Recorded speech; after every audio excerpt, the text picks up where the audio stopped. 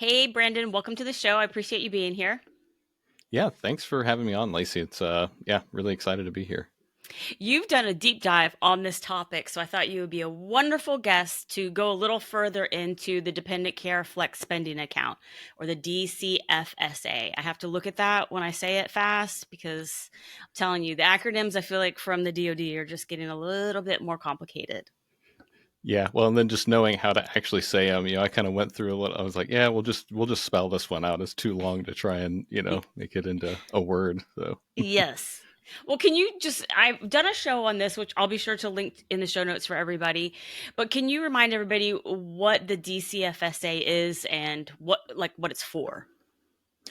yeah, absolutely. And I will say, yeah, your episode you did with Jessica was awesome episode. People should definitely start there. But the Dependent Care Flexible Spending Account, it's not a new thing per se, but it is new for DoD, for military service members. And really, what it is just a special type of account that you can put money into, and as long as you use it for qualified dependent care expenses, you don't pay taxes on that money. So, in essence, it's kind of a roundabout way to just kind of put your money in a bucket so it doesn't get taxed for those expenses. So, when we're talking about this, I think what is a little intimidating is it revolves around taxes. And I think a lot of people in general, taxes are just scary, but now we're mixing in dependent care and taxes. And so I think it's hard for some people to make a decision about should we start, because right now, I guess we should say that you can sign up for this DCFSA, the flex spending account for your dependent care. How can people start to look at this and figure out if they want to do it? Yeah, definitely. I have been excited about this and talking to people at the unit, and I have to slow down because people immediately, kind of throw up, like, oh, that's really complicated. Eyes start to glaze over, and so I'm trying to, and that was my intent with the article and kind of the things that I'm doing is try and make it a little more simple to think about, because overall, I want people to really think about this as just another tool in your repertoire to reduce your childcare expenses. And yeah, like you said, we are in the open enrollment season right now, which runs through December 11th. So it's this year, it coincides with the federal benefits open season. So that's November 13th through December 11th. So people still have time to enroll. But yeah, I just as far as like thinking through it and looking through, is this something I should do? Is this something I should look into? One, I will say you don't have to do this alone. We have free resources that we can use either through the personal financial counselors on post or the mill tax advisors or both. And also people can go to the FSA Fed's website, and they can ask a question there or even contact them directly. Um, but I mean, the first thing is just to make sure that you are eligible, that you have dependent care expenses. And like you mentioned before, dependent doesn't have to necessarily just be a child. And it could be a parent that lives with you that you're taking care of and have as a dependent. It could even be like I've known service members that had a brother or sister that lived with them that couldn't take care of themselves. So there's a lot of different family dynamics that come into that. And so that's why it is really important to reach out and get those questions answered and be sure, because it is unfortunately a use or lose it kind of benefit. So if you put too much in and you don't use it, then you could potentially lose that money. And I think that's another thing that people get a little scared about, and don't want to take the chance of losing money. But as long as you're careful and you plan around it, I don't I don't think that that's going to be as as big of a concern. As long as you, like I said, look at it, compare it, and make sure that it's you're not putting too much money into it. But the max you can put into it is $5,000, correct? Yeah, per household. Per household. So, Okay, so it's mhm. so and you don't have to put in the full $5,000 if you are estimating, your childcare expenses are only going to be $3,000, or you want to be conservative, you could put just $3,000 and you don't have to put in the full 5,000, correct? Right. Yeah, exactly. Yeah, and I kind of looked at this, and childcare is kind of a I guess a sensitive or sore subject for our house because our expenses for childcare became so expensive, so that now my wife switched back to being a stay-at-home mom, and so that's why I kind of like this kind of hits me in the heart a little bit, because I don't want people to have to make those decisions if they don't have to. And so like for us looking at it, the normal child and dependent care credit that we could get, we would still want to utilize that benefit, but anything above that we would probably put into the DCFSA and then save a little additional money that way, if that makes sense. Absolutely. I want to ask you kind of a review before I go into my next line of questioning, is because when we're like looking at taxes, this DCFSA is reducing your income, correct? Yes.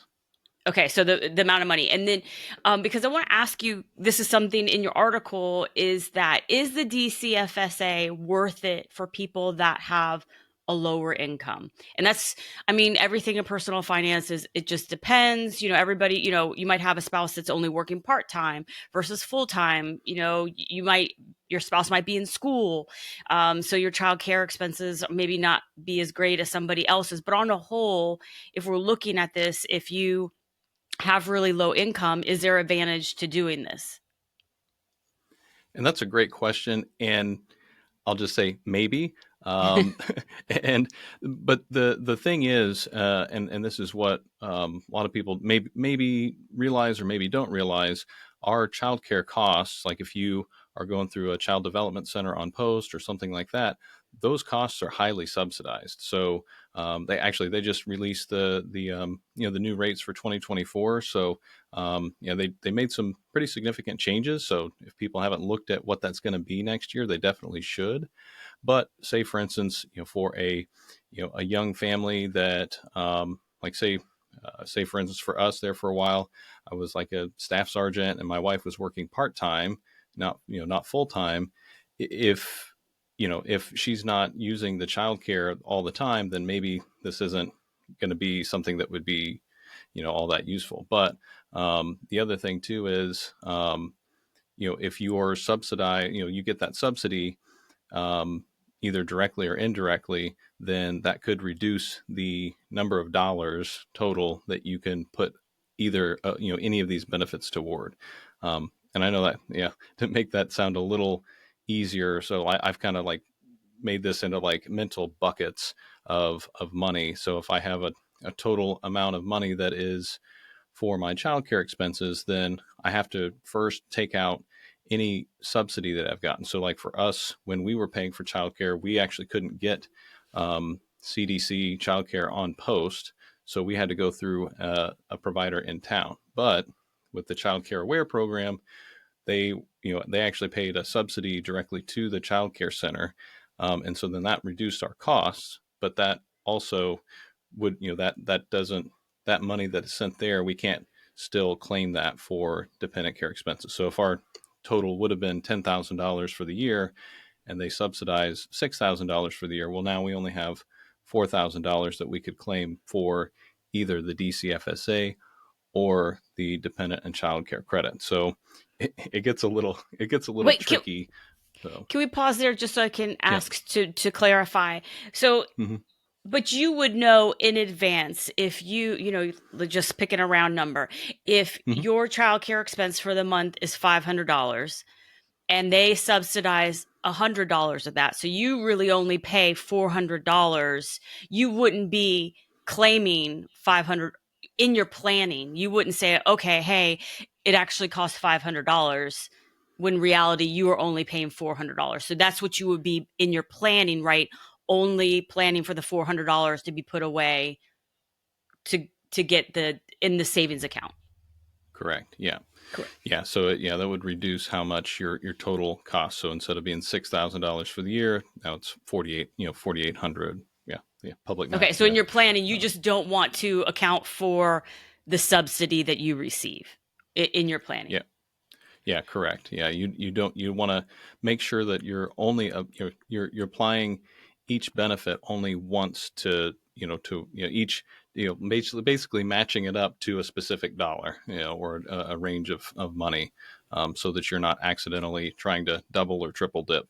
Because then the IRS, at the end, whenever you file your taxes, are going to be like, no, we're not going to allow that. So you Okay. shouldn't get like a penalty or anything, but if as long as you have paid for the expenses from the DCFSA throughout the year, and you don't have any remaining money in the account at the end of the year, then you should be good to go there. It just might reduce your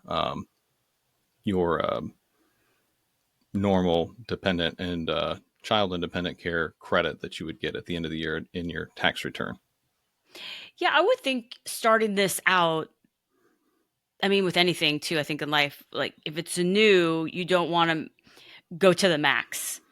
If you're still Mm-hmm. figuring things out. I mean, there are some people that know hands down we spend over $5,000 in childcare a year. So they know if we put this 5,000 in, we're definitely going to be using it all. So there are some people that it's Mm-hmm. like not even a question, we're doing this. But I think with lower income and then inconsistent income, like if you don't know, hey, is my spouse going to be working this entire year, especially if you have a PCS in the pipeline and they might be unemployed for a while? I could see where that part, especially in the military community, is a little uneasy if you have the lower income and then that, hey, will they be working? Will they not be working? You don't want to throw 5,000 in and then all of a sudden now you only spent 2,000 for the year. So I see, especially in our community, why there needs to be maybe a little bit conservative if you're not in that bucket of like hands down, we know we're for sure going to be spending that amount of money.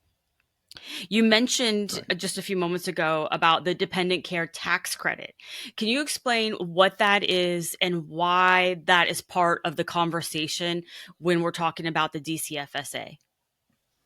Yeah, absolutely. The child independent care tax credit is a credit, which means that that's money that's returned to you, or money that is deducted from what your total tax bill would be, and that is based off of income level and your total expenses up to a cap of either $3,000 for a single child or $6,000 for two or more dependents. So yeah, excuse me, not child. It could be a child or another dependent. So and dependent is defined as the IRS defines a dependent for tax purposes. Not your favorite So cat or dog. right, yeah, no, yeah. Although yeah, fur babies are very important, but Yeah. they would not qualify as a tax dependent. At least not yet. You never know. They can change the I laws know. whenever they want to. So, This is true. Might be in but the pipeline. yeah, who knows? I don't. Yeah, I have no idea what they'll come up with next. So, So but a yeah, so credit that's oh, reduces the amount of tax you owe, correct? I think like when mm-hmm, you're looking at just taxes in general, that's something that isn't as clear to people is that a mm-hmm, deduction takes the money off the top, which is kind of what the DCFSA is doing, is taking money right right, off the top. It's, if you made, again, rough number, $10,000, you put $5,000 in this thing, it looks like you're only going to be taxed on $5,000 with the income versus what you're saying, the dependent care tax credit is like, this is how much you owe. We're going to subtract some money from that with this credit. right. Yep. Yeah, exactly. Yeah. So it gets, yeah, like you said, taxes sometimes can be a little bit confusing. So, but yeah, you could, I like the, just talking about, above the line, below the line, all that kind of stuff. But, overall, like the dependent care FSA will reduce the total amount of money that the IRS considers to be your taxable income, your adjusted gross income. So they're going to look at that and say, okay, cool, like we're going to ignore the money you put in the DCFSA, and so now here's like this total bucket of money that you owe us taxes on, and then from that they say, hey, cool, you owe us whatever $3,000 in taxes this year. The dependent the child independent care credit, they would say, okay, now of that $3,000, we're going to say you don't have to pay whatever $500 of that amount, and we're just going to chunk that out of that final tax bill, and just you do that dollar for dollar as opposed to a percentage. So, yeah, so the dependent care FSA would reduce the total number of dollars that gets applied, like by percentage for your tax rates, and then the child independent care credit reduces the dollar for dollar of your actual tax burden at the end of the year, if that makes sense. Yes. I mean, I'm having to double check that when you say like a lot of people with taxes, that's why I'm questioning just as a review, like, do I have this right? Do I have this right? Yeah, yeah, but like I said, you don't have to do it on your own. I mean, we have a lot of free resources and a lot of paid resources out there too. But yeah, if you can get it for free, then you can start there and then kind of go from there. Yeah. I mean, it sucks, but if you're paying, $8,000 worth of childcare each year, you know for sure it's an easy decision for you versus people that might be walking a line. Can Hmm. you use the dependent care flex spending account and put money into that, and it lowers the amount of income that you have, and then still at the end of the year when you file your taxes use the dependent care tax credit?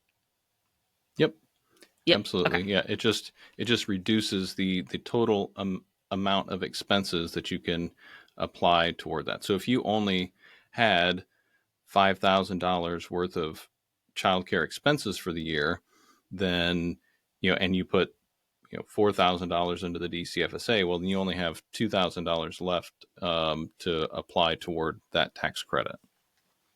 Okay.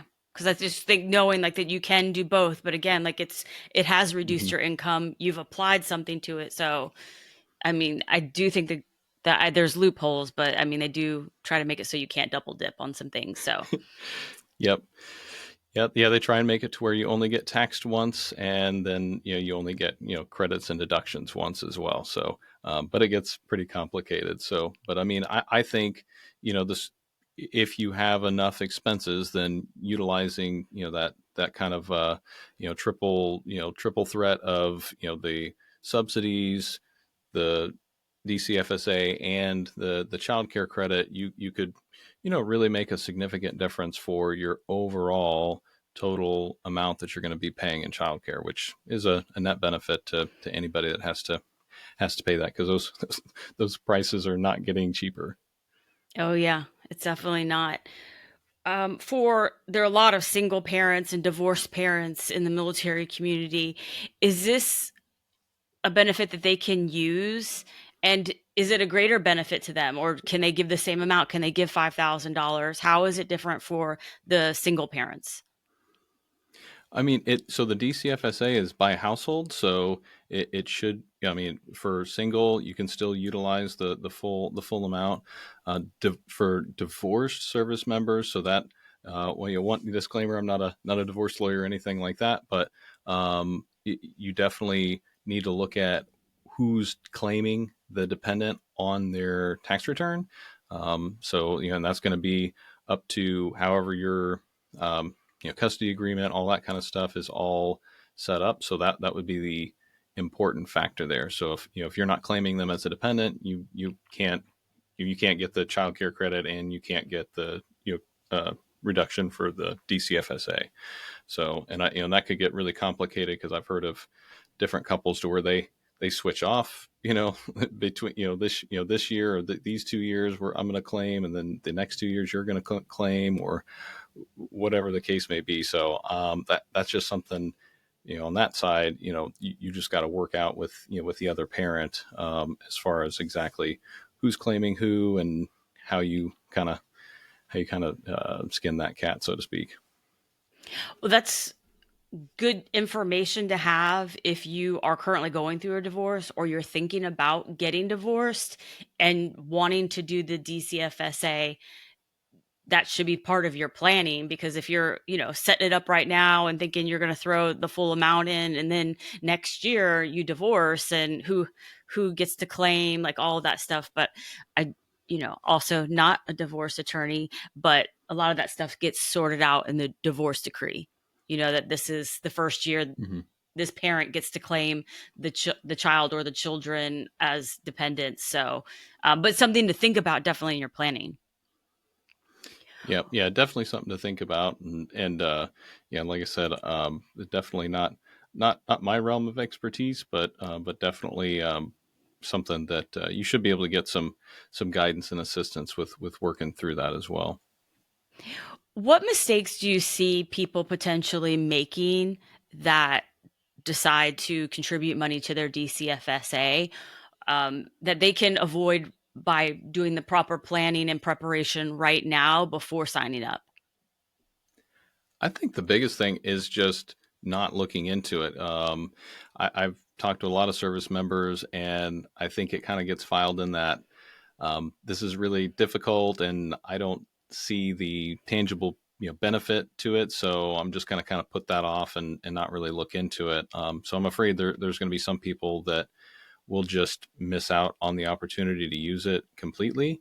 Um, of course, there is the risk of putting too much money in there, but assuming that you've already been paying for childcare and all that, and then you look at the updated rates and kind of plan that out, you should be able. I mean, even if you want to say, "Hey, I'm going to fund this 75% this year and just give myself a little buffer," then you could do that. But there is the grace period too. So if you go over by a little bit, you've got up to March 15th of the following year, to utilize that. So you've got a little bit of buffer built into the program already. So roughly a 25% buffer if you look at it by months. I think that even if you're on the fence, I mean, if you have childcare expenses, you should be looking into it. If you don't, I get why you're not looking into it. You Mm-hmm. don't need it. But if you have some, even if you only put $250 in it for the first year, that's still tax savings on that Mm-hmm. $250. You're not ever being taxed on it, and it's helped pay an expense that you know that you're going to have. So I would think that you wouldn't want to not at least try it. I get not wanting to dump $5,000 into it if you're Mm-hmm. unsure, especially we didn't bring this up. I mean, you mentioned a little bit in your example with your wife, but what if the spouse is going to school? You know, how do you judge that? Like, is it only the hours that they're actually in school? Do they have to be a full-time student? Are there some nuances to that?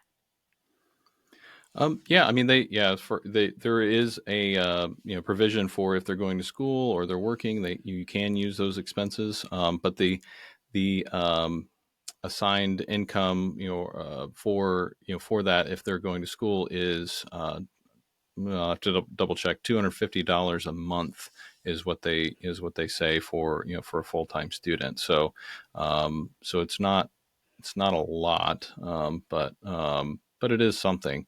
And for us, like say for instance, if we were going to do it again, we only have one child, and what I would probably do is I would probably just say, hey, look, I want to make sure I have the $3,000 for the child and dependent care credit at the end of the year, because I know that's a thing, we've done that before, all that, and then anything above that I would put into the DCFSA. So if our total childcare expenses for the year were $5,000, then I would probably put $2,000 into the DCFSA. And then that way, I'm not going to go over my childcare expenses, but I'm going to get some benefit on all the dollars that we're going to spend on childcare. So you can kind of pick and choose which one you prioritize. So and you kind of get into a point where you're sometimes maybe splitting hairs on which one is better. Like if you had exactly $5,000 of expenses, and you wanted to choose, it just really depends, and that's a very specific, depending on tax brackets and all that kind of stuff. But generally, if you're higher income, like if you had dual military officers, you probably you might even be able to max out both, because your subsidy is going to be lower, your income is going to be higher, and so your child care expenses may be higher than say for instance a sergeant or a staff sergeant, or E5 E6, that has a spouse that has a maybe a, I don't know, I want to say lower income, but doesn't have a high salary either. I think what's really cool about this flex spending account, because that's really what it is. Like, this one is particularly for dependent care, but in the civilian world, it's common in your benefits package for your employer to offer a flex spending account. And what I love about the government now doing this and making it available to service members is that it's not going to be a foreign concept when they get out. Like, this isn't something, like, they're starting to get used to what civilian packages look like and be familiar with those concepts. Kind of like the blended retirement system started a big conversation in the military community about the importance of financial planning. So I'm always looking for the good in everything. And I mean, in addition to saving money, this is one thing, but then also Mhm. too, this education that it's providing and getting people familiar, I think is an awesome byproduct. Yeah, absolutely. Yeah, and I hope that we continue to get some additional benefits and things like this that our civilian DoD civilian counterparts get, because they have a pretty comprehensive suite of different benefits and stuff. So it's nice to see that we're getting some of those benefits. We the military members tend to lag, at least historically, tend to lag in getting some of these benefits. Such as TSP, and then the matching and all those kinds of things. So it's good to see that we are getting some of these benefits, and yeah, I think it is a good safe space to learn about some of these, because once you're out of the military, you're not going to necessarily have several all these free resources that are going to be at your disposal, and you still have VA and things like that, but it's you don't have as many benefits as when you're on active duty. So. Yeah, I think that's a really good point that you bring up, and I don't think a lot of people realize is some of these benefits are to start to put the onus on the individual. A flex spending account, like, to, instead of saying, "Hey, you should give more benefit, give more benefit." Okay, we're giving you a benefit, but you're going to have skin in the game with that benefit as well. We're going to give you a tax benefit for it, but you're also going to be making this investment with it. And I think you're right that compared to the two worlds, when you get out, there are a lot more expenses. I mean, just alone in receiving tax free for going to a hostile fire hazardous duty area, getting separation pay if you have to go away for, more than 30 days, that type of thing. You don't receive those little financial perks that do add up. Yeah, absolutely. And also too, I mean, we already have a lot of tax benefits as military members. I mean, just BAH is a tax-free entitlement, and the heavy subsidies that we get from the DoD for either childcare provided on post, or, like I said, the Childcare Aware program does steps in and does that subsidy if you have to go off post. A lot of those things may not exist in any form for you whenever you go and get a civilian career. Yes. I just recently saw that there's a partnership with a company called Upwards that is giving free childcare to Army, Reserve, and Guard members when they're on their drill weekends, Hmm. which is great. But so I see now, because you can't, use the DCFSA Yeah. unless you're on what Title 10 orders. And so um, I think that might then later start moving into the Guard and Reserve world, and of all branches too of the military. I think they're just testing it out with the Army at first, but it's interesting that childcare, across the board is really being discussed. Yeah, I mean, it's a significant expense, and more importantly, at least for us, it was a major determining factor on whether my wife was in the workforce or not, and that has secondary and tertiary effects too. And it does affect how long I'm going to stay in the military too. So I want my wife to be able to have a fulfilling career that she likes, and whenever she's not able to do that because our childcare expenses just don't are too high to make it worth her spending her time away from the house, then that affects other decisions for retention and all those kinds of things too. So I think it is kind of overlooked, but whenever we talk about the whole picture of a service member's life, your kids are probably one of the primary reasons you do anything that you do. Most people that I work with, it's everything we do is for our family, and so when a big piece of your family is not, you're having issues making sure that they're being taken care of, or if you don't feel like that you're able to access adequate childcare with people that, you trust with your children, and trust that they're going to have their best interests at heart, then yeah, it does affect everything else that you're doing. I completely agree with that. So many times we've paid a premium for things just, if it relates to our children or our safety and security, especially when my husband was gone. But that's a really good point about the DCFSA is that you can get some type of tax saving and save money and be able to have childcare where you feel comfortable, because that's often a decision you are making. Yeah, we could save some money here, but that is our most important thing in our entire life that we're leaving. And do we want to go cheap on that? Do we want to go to a center that maybe doesn't have security cameras or doesn't have the high level of touch with keeping parents up to date, those type of things? So having the tax benefit can, I think, help parents make that decision of like, hey, we are going to pay a little bit more because this is where we feel comfortable having our child during the day, and then we'll get the benefit later, for paying that premium. So, Yeah, absolutely. And I think too, I mean, at least for us, we were pretty much just straight up told like you're not going to get childcare on post, because we're too we weren't in the right category yep. to be priority, and so then you do end up spending quite a bit more on childcare sometimes, because yeah, once you're outside the gate, it's all over the place, and we really took a lot of time and looking at different facilities and things like that. And yeah, you definitely you can see a difference between a couple $100 difference a month.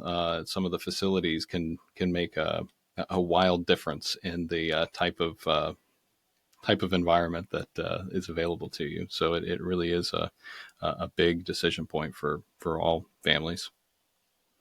Okay, I'm going to pause first or time out, Steve. Is there anything, those are all my questions. Is there anything else that you wanted to Okay. cover on it? I think we covered everything, but if not, I'm going to move to the next evolution. No, I mean I think the biggest thing is just people want people to look into it. So Yeah, make I sure thought it was good that make you sure they're mentioned not. that. Okay, now I want to ask you a couple of quick random questions I ask everyone. First off, what is one resource or tool that you use that makes your life easier?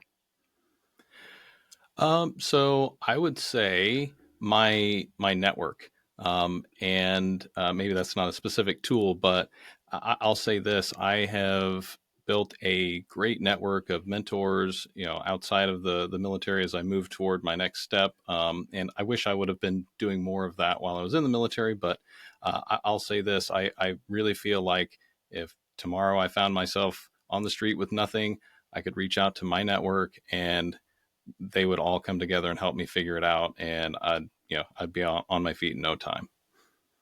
That's a really good answer. Nobody's ever said that, but I feel passionately about that. I mean, that's why I created a conference to kind of create a Yeah. network for people that are in the service that want to become a financial professional. And I think that's so important because if you keep your same network, which you should keep your buddies in the network that you have in the military, but that's the world they know. That's not the world you're moving into. If you stay Mm-hmm. in your network completely, you're staying in the past versus now, hey, I want to be a chef. You should be networking with people that are in the restaurant industry that are chefs that maybe used to be in the military or now in this industry so they can help you make the leap into that new career. So I am wholeheartedly Yeah. love that answer. Yeah, no, absolutely, and yeah, I mean, yeah, Mill MoneyCon is definitely where I've built a lot of great relationships, met a lot of amazing people, and so yeah, I'll every year that I can, I'll be back there just for that thing, because I think that network I've been able to build up over the last few years is absolutely invaluable. I just want people to know I did not pay Brandon to do that plug. That was, Nope, that was that all was all. me. It was all me. Okay. Well, I appreciate it, Brandon. I do. I do. Okay. What is your favorite book right now or your favorite book of all time? I think if I could only have one book to read or give somebody to make their life better, I would probably go back to the Seven Habits of Highly Effective People. I think that book, I come back to it a lot, and yeah, it's on my list of books that every human being should read. That's a good one. We'll be sure to link to that in the show notes for everybody. All right, now it is time for my favorite part of the podcast, which is game time.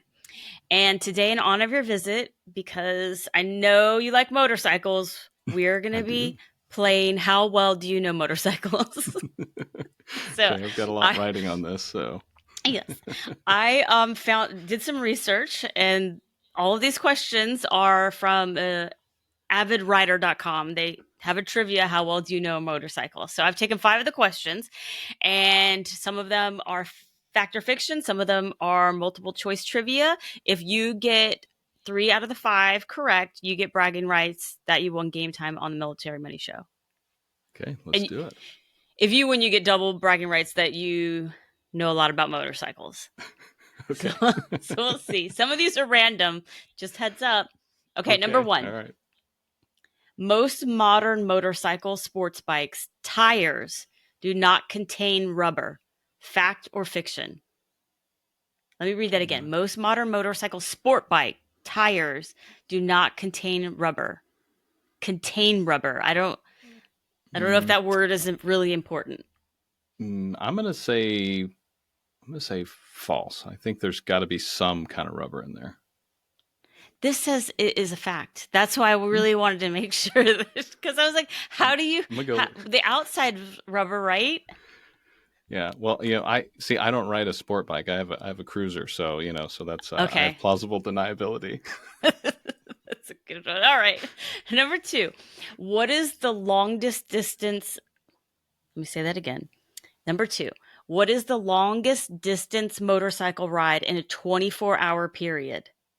Is it A, more than 1,000, but less than, these are hard. Hold on. Sorry. Let me get focused. All right.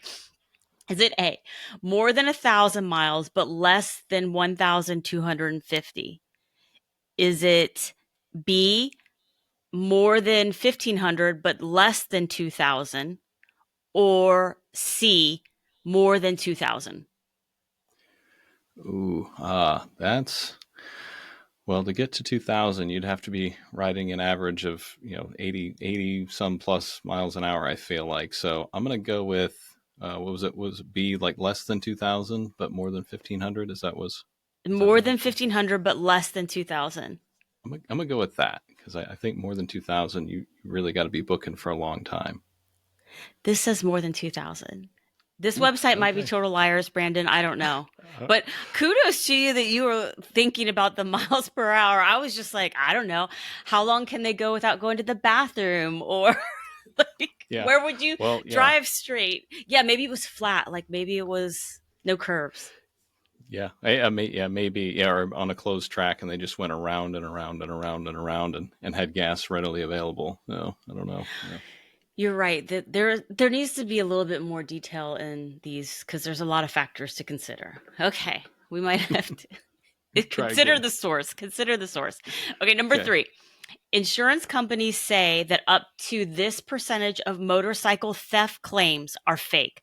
I thought this was really interesting. So, insurance companies say that up to this percentage of motorcycle theft claims are fake. Is it A, 15%, B, 20%, or C, 25%?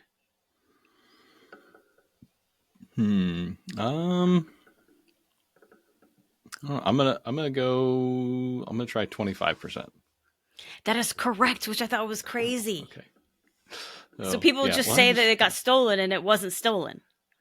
Well, I'll just say I see a lot of them. A lot of bikes listed with no title. So I'm like, I don't always always wonder what what the deal is there. So Oh, that's a good point. You're right. Okay. Well, insurance companies know what's up. yeah. All right. Number 4. What make of motorcycle first broke the 100 miles per hour barrier? I'm going to Mm, give you 4 choices here. okay. Actually, no, 3. It's 3 choices. Is Okay. it A, Burro Superior, B, Harley Davidson, or C, Indian? I'm gonna go with Indian just because I know they have that movie about the world's fastest Indian. So I'm gonna go with. Do they and really? see. I've never even heard of that. I've never heard of borough superior, but they say that that Yeah, is the neither. correct answer. Oh man, yeah, Okay. I told you this was hard, Brandon. yeah, no, Okay. yeah, no. I'm gonna have to go brush up on my motorcycle facts. So, Okay, number 5. Early motorcycle helmets were lined with this. Is it A, cardboard, B, cork, or C, fur? Just so you mm, know, when I guessed this is no pressure, Brandon, but this is the mhm. only one I got right. I'm I'm gonna go with cork because I think fur would be too hot, and I think cardboard would not work very well. You are correct. It is cork. Oh, I thought okay. the same thing. I'm like, oh, who would want to wrap their head in like a hot sun with Yeah, fur? yeah. I just imagine my ears just filling with sweat. This, Winter maybe, but any summer rider, no way. So, yeah, yeah, no, yeah, okay. definitely not. No. Well, I'm sorry that you didn't get bragging rights, but you kind of did because All those were right. all really hard. So I feel like if I gave you real motorcycle trivia, you would have gotten them all right. So I will give you bragging rights. You can put that on your Okay. LinkedIn, and I won't dispute it. Okay. All right. All right. Yeah. So yeah. All right. Well, sounds good. So I'll just have to, like I said, I have to go back and yeah, really brush up on my motorcycle facts. So Well, I appreciate you playing the game and being on the show. Can you tell everybody listening where they can learn more about what you are up to?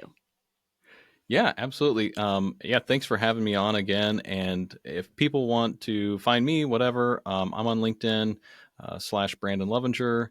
And for my enlisted money project, just enlistedmoney.com. Otherwise, Instagram is a great place to find me. It's at enlisted money guy. So usually throwing up some goofy video or something like that of me terrorizing the locals on my ruck marches. So Well, I'll be sure to link to all of that in the show notes for everybody. Thank you again, Brandon. I appreciate it. yeah, thanks again. Have a great day.